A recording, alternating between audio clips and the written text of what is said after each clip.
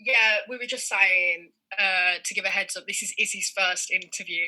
Oh, wicked. I am stressed. So, don't be. So Nah, Harry, don't be a diva. I know you get really, I know you get all like Preston from Buzzcocks on us all the time, but just tone it down this one, okay? Okay, so to start off, can you guys introduce yourselves and give us a little bit of insight into what you do outside of the B team? Nothing. Not really. Hey guys, my name is Senna. I am a freelance radio presenter and producer. Outside of the B team, usually what I do is get a camera, bring it down to gigs and just like fanboy over bands of various people around Birmingham and the Midlands, like follow them around and then upload those videos to YouTube. Recently, haven't really had gigs, so I haven't been doing that. So I've just been sort of uploading stuff on YouTube and also doing freelance production work for BBC Radio 1, Asia Network and BBC 1 Extra, as well as odd bits for BBC Introducing. Oh, thank you. Stop it, Harry. Stop it. I mean, how do I follow that up, really? Well, you work with me at Introducing, so it's not... That is very true. My name's Harry Bozman. I am a reporter for BBC Introducing in the West Midlands. I'm also the weekend breakfast host for Switch Radio every Saturday and Sunday, and I am starting now to do my own vlogs as well. Hey! Oh yeah, I need to put you in the B Team featured channels bio. Just send me your channel, and I'll do that after this. I mean, it's still in the making, but hey, well, we'll get there one day. So yeah, that all started because of the B Team. Really, kind of boosted my confidence a little bit. Oh, already? Yeah. I mean, I've done one called Bean Boozled. Me and my girlfriend did it, and. With the jelly beans? Yeah, and that's sick, man. That's sick. Just a little insight into what happened. I did throw up, so that's to look forward to. Oh man, the content is there. I actually do Switch Radio as well. It becomes like an increasingly long paragraph, and I run out of like punctuation if I say everything that I actually do. So I admit that. But yeah, I present on Switch with Harry. It's a great station, and I'm very glad. We're very lucky to have Harry as a part of it as well. So moving on to the B team themselves, what sort of is it? What do you do? Any like future projects? So the B team is basically a youth-based collaborative YouTube channel for Birmingham. And the way that I kind of always envisioned it when I first came up with the concept in like 2018, actually, I think it was like, we're going to be like the Sidemen, but for Birmingham. We're going to be the Birmingham's answer to the Sidemen. We're going to get all these young creatives, like incredible people who make up the B team now that I knew were out there. And we're going to make this channel that's going to not just do like rap music or not just do like indie music or food or, I don't know, photography, but we're going to do everything. And we're going to make kind of viral based content centered around Birmingham, because Birmingham is such a sick place for all this stuff, like all of the stuff that I've just described, like fashion, food, indie culture, like rap. It's all happening here. So we've got all the content. And it was just a case of, I think it was JK's manager, Desper Robinson, who had ended up sending out a tweet commenting on someone saying, Birmingham doesn't have a good youth platform. And London's got loads of places, like 10 to a dozen independent platforms like YouTube channels and all this infrastructure. And I guess what I always wanted the B team to be, and it still, I hope, can become, is just a place where we're showcasing a variety of videos that show a little slice of why we love Birmingham in a different way each video. And kind of where did the initial concept for this project come from, and how did you kind of go from that into actually birthing it into the world? So it started way back actually with me and Cass, who is another member of the B team, and we got together on the back of this Desper Robinson thing. And there was a meetup in Birmingham, and I really wanted to start this channel, but I was still kind of focusing on my own career because I wasn't really like solidified as a freelancer or in the BBC at that point. But I had this idea for a video that would be Brummies reacting to mean tweets about Birmingham, because I loved Jimmy Kimmel, and you know, full disclosure, nicked that idea straight off him. But those videos are great, and there's no shame. I'm sure they nicked it off someone anyway. But I love the concept, and we all see all the kind of shit posts about Birmingham everywhere. And that was the original concept. And me and Cass, the introduction in a video that only came out in January, that was filmed in 2018. in December, because we got as far, me and Cass, as to agreeing to do it and then going to like the custard factory and filming it. But then I couldn't get enough like momentum and enough people involved. And I can't even remember if at that point it was going to go on my personal channel or if it was going to be like a collab channel. But Cass ended up getting a really, really good job in London. She presents on Premier Gospel, which is like one of the biggest Christian stations in the country. So she moved to London. I couldn't mobilise people, but it was like a note on my phone, like the B Team. And that was a name that came to me at some point, just as a cool concept. And then what had happened was, you know, I'd met Cass and I knew she was sick. And then I was gradually coming into contact with these Birmingham people like Harry, people like Kaylee and Amber, who are part of the B Team, and Henry as well.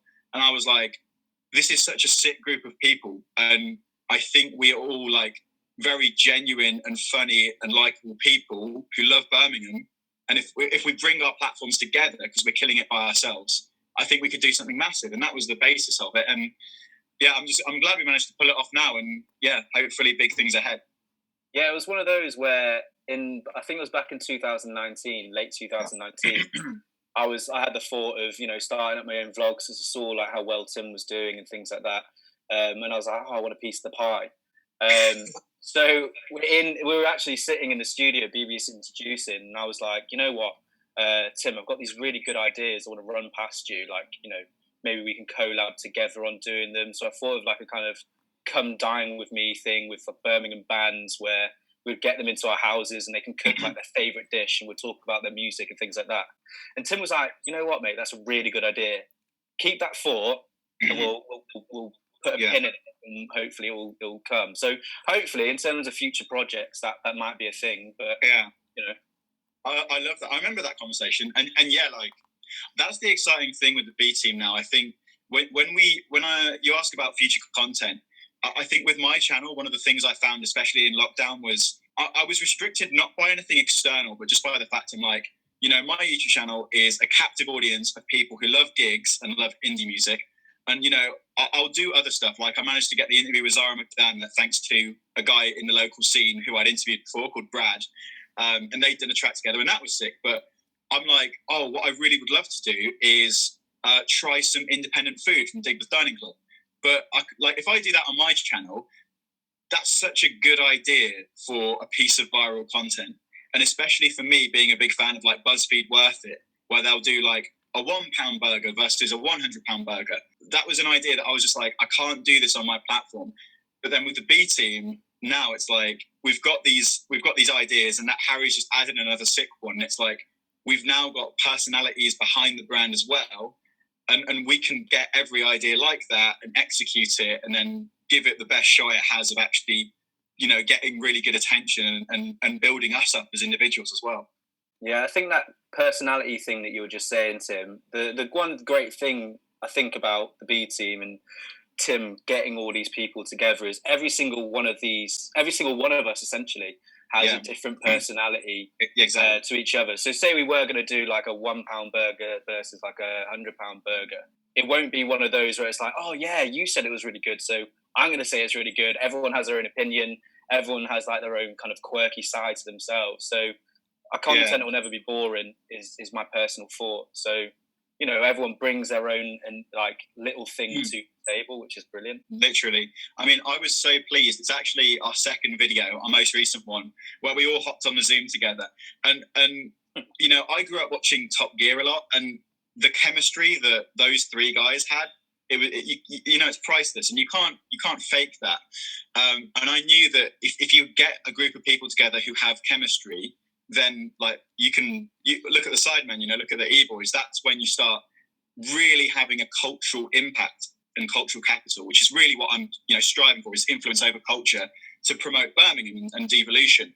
And when we did that Zoom call, there's a point like Harry says we're not going to agree. Of course we're not. I bring up Moore Street as I think the second. and Henry had an absolute go. Yeah, and the beautiful thing is, on that Zoom call, I knew everyone individually, but I think it was the first time Henry had even spoken to Cass and Kaylee. It was the first time Harry had, I think, spoken properly to Cass and Kaylee. Yeah. But everyone was like ripping each other, but in a friendly way. And it's just like, I always wanted it to be like that. To be like funny, but not like, oh, banter, you know, haha, you know, I'm going to take the piss out of you kind of thing. It was more like, it was funny and it was at my expense, but it was friendly. And I don't know, I'm glad, I think you've seen that clip. Diplomat. I like Moore Street. Is that it? The Diplomat one? I can see Izzy likes Moore Street. She's on my side. Well, we were saying this before the interview. We were going to bring it up. We were like, we are on your side. Moore Street is a great Thank station. you. It should have been in the list. Nah, see, I'm siding with Henry. It's such a historical, beautiful building that just gives it just makes me think of Harry Potter. Exactly. And like, yeah, that's quite a good way of thinking about it, actually. Yeah. Hogwarts Express. Maybe you definitely. swayed my opinion there, but you can't U-turn now. The video's out. It's too late. But I'm still gonna say it's not.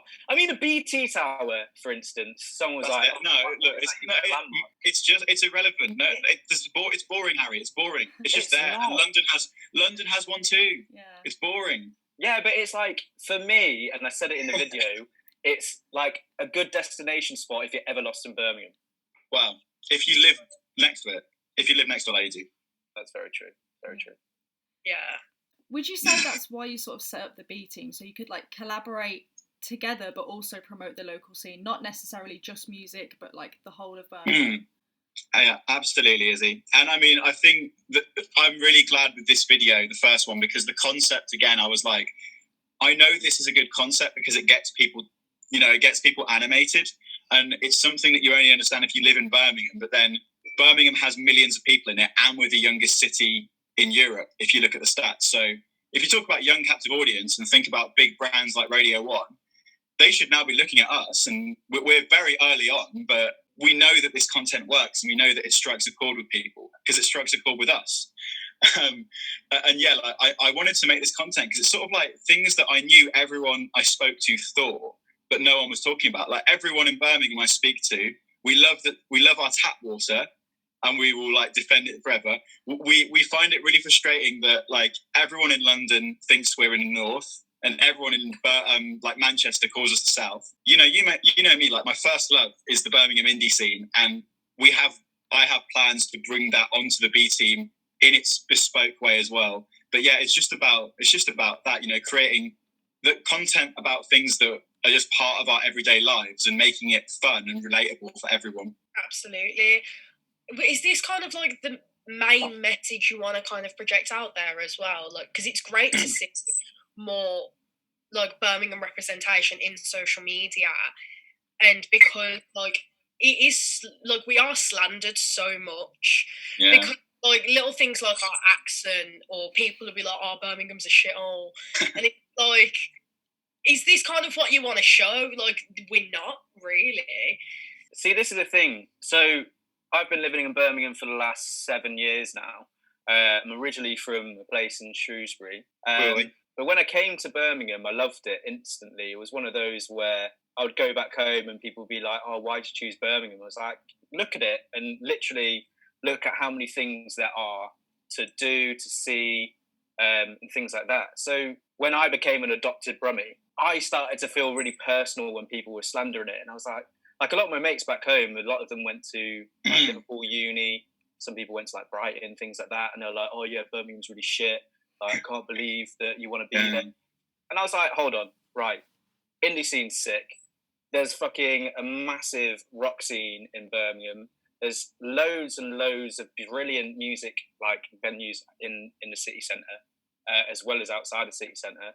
And so much great food, independent food, and also fashion. Like the Bull Ring being a massive, essentially a mall, a shopping centre. But then all the independents like Benny Culture and things like that, like Provide Birmingham, repping it, yeah. But I was just like, how can you say that Birmingham's shit when we have all this to offer? And one thing that me and Tim have always spoken about is, with gigs, that Birmingham seems to be missed off the map. And it's such a disappointment because, I mean, just look at the amount of music that's coming out of Birmingham. It's crazy. So yeah, you've been at the gigs, so you know what it's like. Or both of you guys have. Bands are missing out on the crowds because they're better than Manchester. They beat Manchester and London hands down, and people won't accept that. But it's just the truth. And I've been on tour, so I know I know the Manchester crowds, I know the London crowds, and we were giving them a run for their money every weekend at the Sunny. Yeah. It's just the way it goes, you know. But yeah, it is essentially answering your question. It is what we are trying to do, is to try and promote the amazing stuff that's going on in Birmingham, that people might be thinking, oh, you know, I won't go to Birmingham, I'll go to London because they've got everything. It's like, well, we've got it too. Do you know what I mean? That's a really big part of it for me, and I think that's the maybe like the personal side of it for me is because I'm a freelancer who sometimes works in London. Fuck, my hair is just so messed up. Sometimes I work in London, and for me as a creative in Birmingham, you know, I grew up here. I didn't like it, but then I came back after uni. And I met a guy called Jack Parker who got me into local culture. Like Benny Culture, me and Izzy are both rapping it. I've got to acknowledge that. So we're on brand. But we need to do a Benny Culture count on how many times we've said Benny Culture. Yeah. Oh, we both got Benny Culture on. Benny Culture. Like Benny Culture. Izzy, are you in Benny as well? Or were you just like Benny Culture? Benny Culture. Yeah. Well, a lot of it was off recording. So that's my system. But I think the key thing for me is what Harry said is a massive part of it for me. But the other side of it for me is that we have these stories like time and time again, young people in their late teens and 20s, they want to work in the media, they want to do something creative, whether it's music. They're in Birmingham and they're like, where's the money here for me? Where's the future here for me? So, you know, they pack up their things, they move to London on a shoestring budget, and their mental health just tanks. And there are success stories, you know, there are great people like Kaylee and Cass who've smashed it. But like, I really worry about my friends and young people who are from Birmingham and other cities as well, who are kind of almost held hostage by how much of an influence London has over UK culture. Because, you know, I like going to London now and again, but even when I go there for a few days, it wrecks my mental health. Like, it's too loud, it's too noisy, there's no escape from the crowds, and the tube is like a whole thing. And I never experience anxiety apart from when I go to London. And I just think that we need to talk about this actual risk of bad mental health, and we need to address the problem that is that there needs to be devolution of culture out of London. It needs to go to the cities more, and Manchester's getting that with things like Media City. And I think Channel 4 moved there as well. We've got, you know, new things like BBC and BBC 3 in Birmingham, which are great, but there needs to be more. You know, there needs to be a way of being a young creative who's born outside of London and not having to abandon your home and your family and friends who are looking after you and risk your mental health to chase a dream in a city where, you know, there's no guarantees there. It's not paved with gold like they used to tell people, and that's a driving force for me, because even though I love, you know, being around London, I feel like a great kind of, as a Brummie, I feel a great unease whenever I'm there, because I know that this is my home and I know that we've got all this stuff here. We just need to create paid opportunities and paid work so that we're almost protecting our own people, you know, allowing them to stay around their friends and family. And by the time you're my age, by the time you're 25 to 30, maybe then you can move to London. And if you do that then, when you have a more established professional career, then your mental health is more protected. But that's a big thing for me, is just having so many horror stories about people who, you know, chase a dream to London and just, you know, it kind of destroys them a little bit. You're really selling it to us. We're both moving to London in September. I know you're going there for if you go there for uni. But the thing is, if you go there for uni, it's like, if you go there for uni, you're at least doing something there. It's when you move there and you're like a freelancer or a musician. Yeah. So look, London is not a terrible bad place. I feel uneasy there, but at the end of the day, I'm still going there to work now. So I don't think it's this terrible place. I just think that young creatives in Birmingham should be wary of living there full time if they don't have something set, whether that's uni or... I'm struggling to see where your jumper starts and your face. Well, no, your jumper ends and your face starts. Well, no, but it's true. Like, even if it's like an uncomfortable conversation, I do want to say it. And it's not the case for everyone. Like I say, like Kaylee and Cass, and they'll say something very different to me, because I'm still in Birmingham, so I'm biased. I have a biased opinion. And a big part of the B team, and it wasn't intentional, but I almost wanted it to be this way. Is like 2 of the people in the B team live in London, even though they're Brummies. And the point of that is, it's a reality for people from Birmingham that you have to move to London sometimes if you want to do what you want to do. And I mean, I think it's the case for anywhere, really. I feel that people always see London as like the main hub for everything, which I suppose it is, and it does have a lot of good opportunities. But yeah, exactly. What Tim's trying to say is that, you know, Birmingham equally has these opportunities and things, and there is no rush to move to London because of the stereotype that London is the place to be. Yeah, build heaven here, because we've got that, and we can do that. HS2 coming soon. Are you an advert for the HS2? Oh, I'm actually. Hang on. I don't know if I'm allowed to say with the BBC thing. Tim, I wouldn't. Just don't. It's I think HS2 is a good opportunity. So you're all quite active in the local music scene, obviously, with working in the radio and what. Who would you say is like your biggest ones to watch this year? I mean, can I answer for Tim? yeah, go on. You might be surprised. Harry. Okay. I mean, go on. Answer for me. Are you going to say the band that I know you're going to say? And it begins with an R, right? Yeah. Go on. You can say it. The Riskus, right? Yeah. Oh, who are they? Riskus. I mean, carry on. Well, I mean, okay.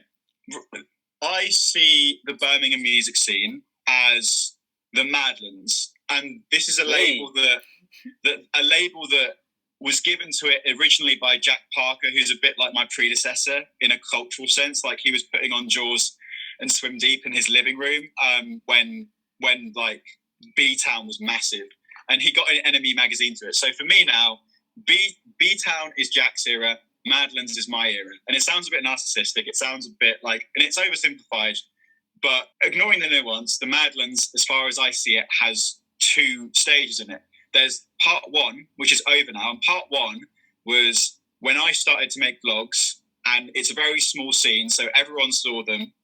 Everyone was like coming up to me at gigs and inflated my ego to the point where I think that I'm famous, but I'm not famous, because no one outside of a very small bubble of people will have any idea who I am. But, you know, the early days of the Sunflower Lounge, bands like Riskus, Sugar Thief, The Cosmics, Ivory Wave, Violet, The Novus, you know, those are the faces, like The Assist. And I don't mean to create an exhaustive list, but because there isn't one, but those are the people, Spermog Society as well. They came through between, you know, 2017, 2018, 2019. We had these big bands, and the Claws are one of the most important ones, so I can't forget them. But you look at the trajectory. They were playing the Sunny. The Claws went from headlining the Sunny to headlining O2 Academy 2. So that's like 50 cap to 600 cap. Riskus went from headlining the Sunny to going on a UK tour and 6 million streams on Panic and being signed. Ivory Wave went from like the Sunny to O2 Institute 2. Sugar Thief went from, I think, a similar one. They went from the Sunny to O2 Institute 3. So these bands had their rise. That's part 1. And those bands, I would say now, they're Birmingham bands still, but they're big enough to be outward looking. And the ones who are the new era, these are bands that are, I'll say, people like Cage Park, people like Miriam Adams, people like Crimson and Overpass. And these new lot, like, they're not part of the same movement as I mentioned, but they're directly influenced by them. And more often than not, they were in the crowds at the vlogs that I was doing. So if you're saying to me, who are your ones to watch? I am always going to choose bands from that second category now, because I think I've done nearly everything I can for like Riskus and bands like that. But bands now that I say are ones to watch, like Miriam Adams, Outline, like incredible bands. To an extent, still Lissio, because they haven't quite had their break yet, and I think they're worthy of that. But yeah, like Overpass, Demelza are an amazing new band. Also, Harry's interviewing, taking it out of the indie scene. Also, Jaden Clover in rap is really, really good. So keep an eye on Harry as well. Taju Lozano as well. He's pretty good. He's good. I'd say the new Ladama. Kande's one for me, one to watch. El Sam, definitely. Naomi. That guy's like a Dawes. model. He's always so immaculately dressed and made up. Like I wish I looked like that all the time. Yeah. I mean, one person that I really would say is one to watch is the new consistent. He's good. He's the soundtrack of our first video. Hey, there you go. Hey, there we go. Tales from the 0161. 01. 105. No one knows. Yeah. Oh. 161. Oh shit! Yeah, no. What was it? Yeah. what is that the area code for? Manchester. That's the no. His one. 01905 is Worcester. Okay, he's got one too. Oh no, he's just plugging his laptop. But yeah, I'll give shorter answers now because I know the clock's ticking. We've got like 8 minutes left, so we'll be all right. Have you got any projects upcoming that you want to foreshadow or hint at? Yes. What was the question? Have we got any upcoming projects? Yes. Okay. What we're working on now, and this is the problem, and this is what I've realised. It was a miracle that we managed to record that video with all of us on one Zoom together. We needed to do it so badly because now people know what we're about and what we are all like together. And I'm so pleased with that because I've never really seen a YouTube channel like it. Because you look at the Sidemen, they're not exactly a varied group of people. They're all quite similar. But I reckon on that video, we got boys and girls together and we're doing that, that's what I wanted. From now, what we're going to see is videos that are different and feature like less of us all together, but we'll get an angle on London from Cass and Kaylee, and then we'll get me, Harry and Amber, and hopefully Henry being like, what's the best pizza in Birmingham that you can order in lockdown, or what's the best burger you can eat? And then I really want to do a video with Bene Culture and Provide, just talking about local fashion. Those are the sort of things that I can see coming up. As this race is on the horizon. That's a big one. And as Harry can testify, we need to do that one right at the right time. As Tim said. I was just going to say, Harry's come dine with me thing, hopefully, when it's safe to go around to people's houses. Would love to do that. We can have you guys round. I can't cook. Madlands Media. I can't cook to save my We life, love you. but I can try. So to close this up, where can everyone find you on social media? Well, you can follow the B team at the Brum team on all three, Instagram, YouTube, and TikTok as well. TikTok's the big one. We're really pushing that. Got some good views on there. You can follow me on Twitter and Instagram and YouTube at Tim Senna on all platforms. And you can follow me on Instagram, Harry X Bozman, and I think it's Harry B Radio on Twitter. I'm not really massively on Twitter. Get them all the same. Every time I tag you on introducing trailers that I make, Harry, it's got better now. It's better. It's because it was like Malone and Harry B. Oh yeah, I mean I've changed my name like thousands of times. So I changed my name, so I can't talk at all. But yeah, Harry Bozman is our boy. Bozzy. Yeah.